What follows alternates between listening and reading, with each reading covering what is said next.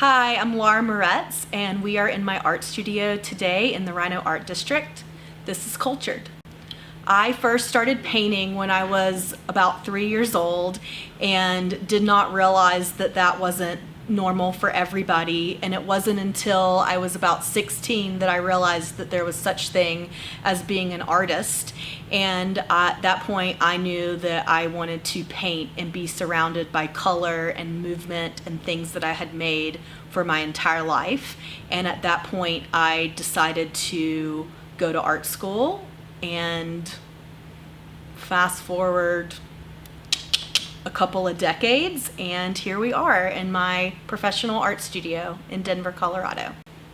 So I went to college and graduate school at the San Francisco Art Institute, and it was in graduate school that I decided to let go of the paintbrush and work completely out of poured containers and unique methods from the color movement era after abstract expressionism.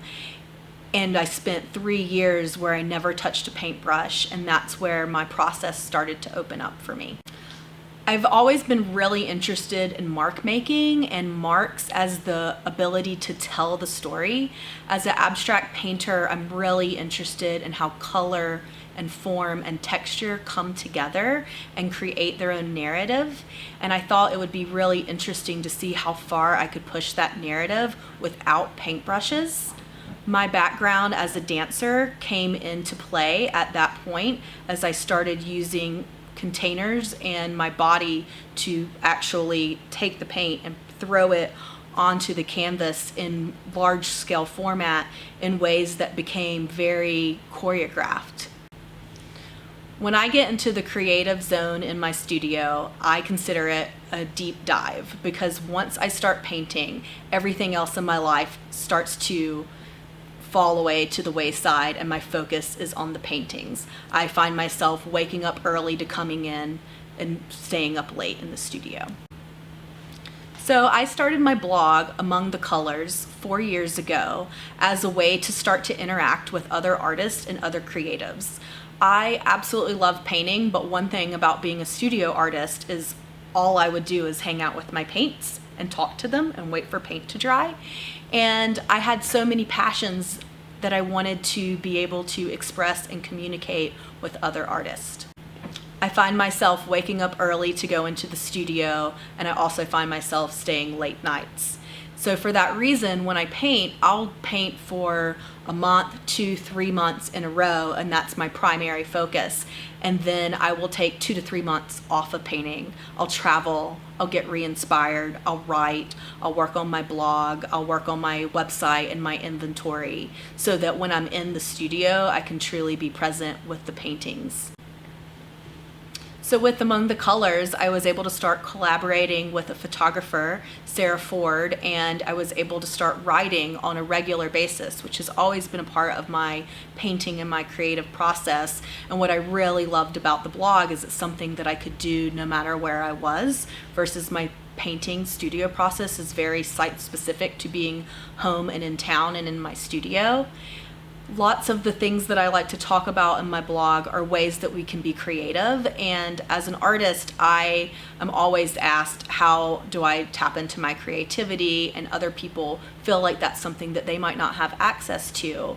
And so when I started Among the Colors, I really wanted to start a conversation about what it means to live a creative life, and how that's something that we all have access to. We just have to find the ways that we can comfortably enter the space and figure out what works for us to make. And so I talk about fashion, I talk about cooking, I talk about travel, and really just a creative lifestyle in general, and that you don't need to be a painter or a musician or a poet to be able to access these types of creativities. Something some people might not know about me is that before I took the leap into a full-time artist about 4 years ago, around the time I started the blog, I spent 10 years as a textile designer and a trend forecaster in the fashion industry. I think that learning about textile stories and how they integrate into the various ways we live our life is something that I was able to apply to my painting. And it also made me realize that there was a larger story to be told around prints and patterns and colors that I decided to apply to both Among the Colors, the blog, and my creative process.